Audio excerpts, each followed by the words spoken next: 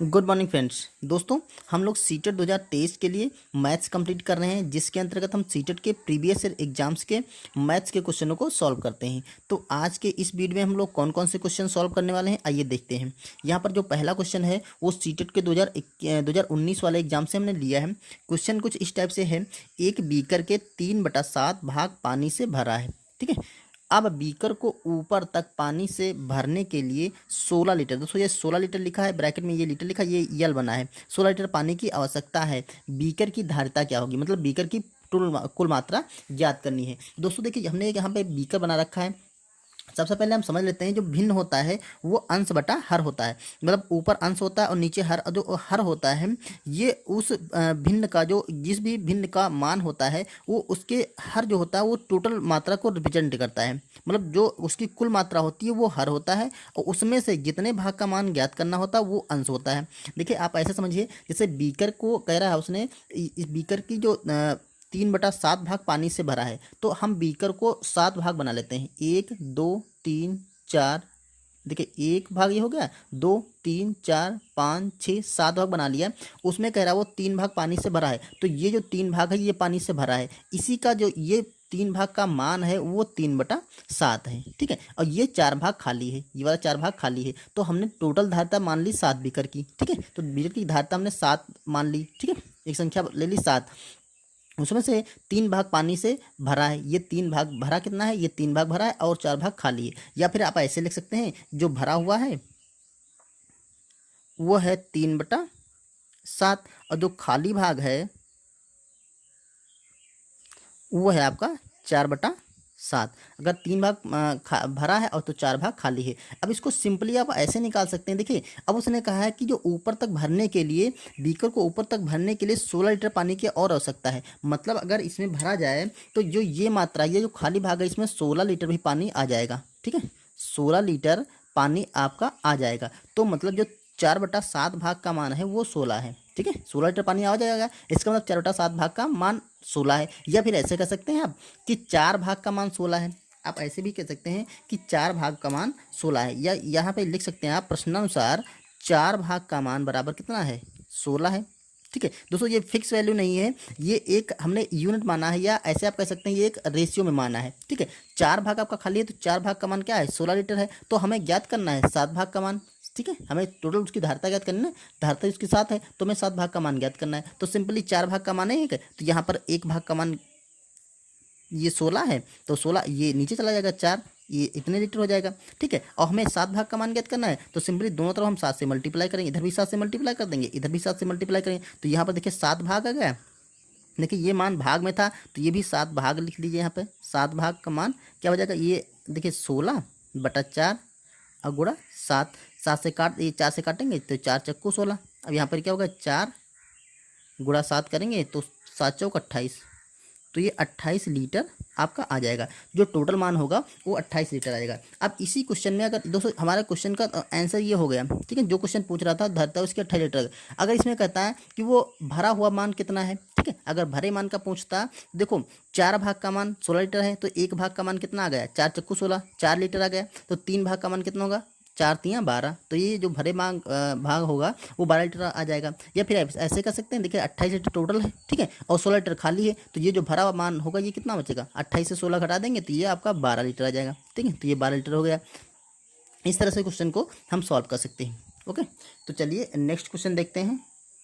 यहाँ पर जो अगला क्वेश्चन है वो दे रखा है, एक रेलगाड़ी एक स्टेशन पी से 8:18 AM, मतलब सुबह पर चलकर स्टेशन क्यू पर उसी दिन 10:28 PM पर पहुंचती है। रेलगाड़ी द्वारा लगा समय ज्ञात कीजिए। दोस्तों एक्चुअली रेलवे में क्या होता है, जो टाइम होता है वो 24 आवर्स का होता है। मतलब ये 12 से 1 से शुरू होगा, 12 से फिर बाद को 24 जब बचता है तो वहाँ पर टाइम बदलता है। और हम लोग क्या करते हैं, AM और PM में बांट के रखते हैं कि सुबह दोपहर का 12 बजा, फिर जब रात का 12 बजेगा तो 2 बार 12 बजता है। लेकिन रेलवे में क्या होता है, वो 24 घंटे वाला समय चलता है। तो ये देखिए इसमें कह रहा है रेलगाड़ी स्टेशन पी से 8:18 AM। अब देखिए यहाँ पर AM और PM में क्वेश्चन दे रखा है, AM PM मतलब हमारे अकॉर्डिंग AM और PM में क्वेश्चन दे रखा है। तो टाइम पूछ रहा है कि रेलवे द्वारा लगा समय कितना होगा। तो देखो स्टेशन जब P पर रेलगाड़ी थी, स्टेशन P पर रेलगाड़ी खड़ी थी तो टाइम था 8:18 18 AM। अब यहाँ पर AM का मतलब क्या है, सुबह। सुबह के समय रेलगाड़ी वहाँ पे खड़ी थी। अब कह रहा है स्टेशन क्यू। अब जब स्टेशन क्यू पर पहुँची तो बज गया 10:28 और ये हो गया PM। ठीक है, मतलब हो गया शाम का। शाम मतलब ये ऐसे कह सकते हैं, ये रात का समय हो गया। ठीक है, 10:28 या रात का समय हो गया। ठीक है, तो यहाँ पर लिखते हैं रात का समय। ठीक है, अब देखिए पहले तो आप ऐसे समझिए, जब 8:18 था, ठीक है, ये सुबह था, तो जब शाम का 8:18 हो गया, मतलब 8 बजकर जब 18 PM हुआ, ठीक है, तो आपका 12 घंटे का इसमें अंतर आ गया। इन दोनों टाइमों में कितना अंतर आ गया, डिफरेंस आपका आ गया 12 घंटे का। ठीक है, ये 12 घंटे का आ गया। आप इतना अच्छे से समझ रहे होंगे, क्योंकि सुबह 8 बजे से जब शाम के 8 बजेंगे तो 12 घंटे का अंतर आएगा, और फिर रात के 12 बजे से सुबह 12 बजेंगे तो 12 घंटे का वो हो जाएगा, तो 24 घंटे हो जाएगा।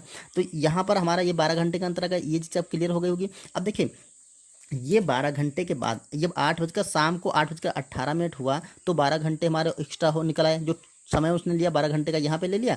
अब दूसरा कह रहा है कि 10:28 PM पर पहुंची, तो यहाँ पर देखिए 10:28 PM पर ही पहुंची। जब सेम कंडीशन आए तो हम क्या करेंगे, अभी इसके बीच का समय निकाल लेंगे। तो इसके बीच का समय निकालने के लिए आप क्या करेंगे, 10:28 से हम 8:18 घटा देंगे, तो यहाँ पर 8:18 PM घटा देंगे। ठीक है, तो देखिए निकल आएगा। यहाँ पर देखिए 0 आ गया, यहाँ पर 1 आ गया, और यहाँ पर 18 से 8 गया तो आपका 10 बज गया। ठीक है दोस्तों, यहाँ पर थोड़ी सी मिस्टेक हो गई।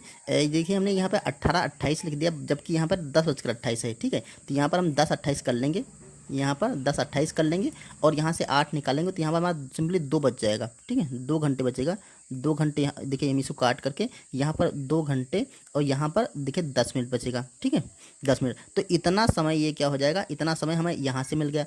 अब टोटल समय कितना हमें निकालना था, टोटल समय देखिए 12 घंटे ये हो गया, और 2 घंटे यहाँ पर, तो टोटल समय हो गया वो 12 में हम 2 घंटे और जोड़ देंगे, तो ये हो गया आपका 12 और 2 14 घंटे और 10 मिनट लगा। ठीक है, 14 घंटे 10 मिनट का समय रेलवे स्टेशन को ए से पी से क्यू तक पहुंचने में लगा। ठीक है, ये आप तो सिंपली अपने तरीके से निकाल सकते हैं। मतलब जैसे कि हम लोग पढ़ते हैं ना सुबह और शाम वाले समय में, तो वैसे आप निकाल सकते हैं। सुबह 8 से जब शाम का 8 बजा, ठीक है, 8:18 हुआ, तो 12 घंटे का समय इसमें हो गया। फिर 8:18 से जब 10:28 हो गया, तो 2 घंटा 10 मिनट यहाँ पे हो जाएगा। तो अब 12 घंटे यहाँ पर और 2 घंटा यहाँ पर, 12 और 2 14, 10 घंटे हो गया। ठीक है, 14 घंटे और 10 मिनट। ठीक, तो ये इस तरह से आप निकाल सकते हैं। दूसरा दोस्तों तरीका ये है, देखिए दूसरा तरीका हम आपको सिंपली बताते हैं। देखिए जब AM से जब PM बदलता है तो 12 घंटे का अंतर आ जाता है। ठीक है, तो यहाँ पर देखिए 10:28 है, तो इसमें हम 12 जो और जोड़ देंगे, तो 10:28 में 12 जब जोड़ेंगे तो 12 इसमें 12 घंटे और जोड़ देंगे। AM से जब PM बदला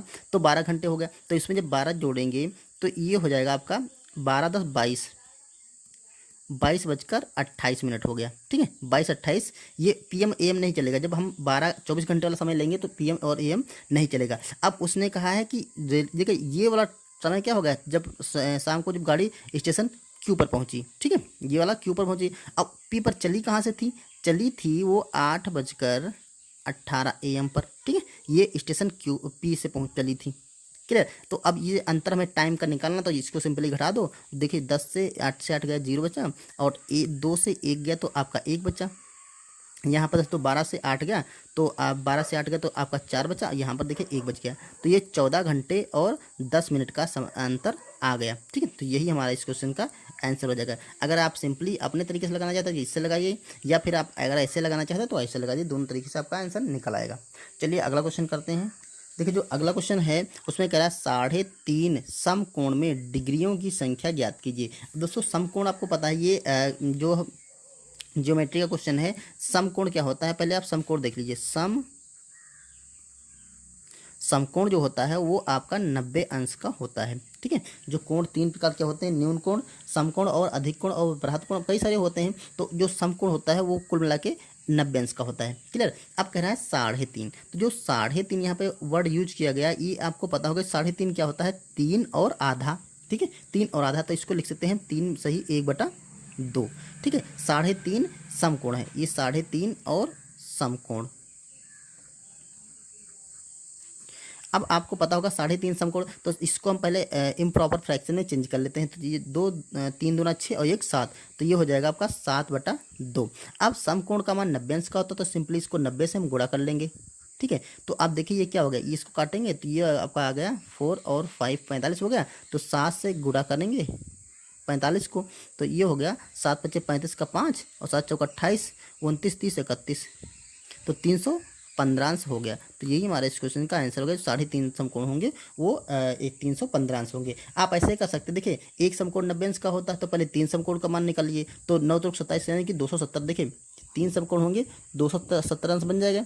ठीक है, एक समकोण 90 अंश का होता है, तो 3 समकोण हो जाएंगे 270 अंश के, 3 से मल्टीप्लाई करेंगे। और कह रहा है 6.5, तो आधा और जोड़ दिए, तो 90 का आधा हो गया 45, तो यहाँ पर 45 और जोड़ दीजिए। तो 50 जोड़ेंगे तो यहाँ पे 5 बचेगा, और 7 4 11, यहाँ पर 2 1 3, तो 315 अंश आप ऐसे निकाल सकते हैं। ओके, कुल मिला के आपको ये 2 चीज़ें ध्यान रखनी थी इसमें, कि 6.5 का मान कितना होता है और समकोण का मान कितना होता है। ठीक है दोस्तों, इस वीडियो में यही, अगले वीडियो में मिलते हैं नेक्स्ट क्वेश्चनों के साथ।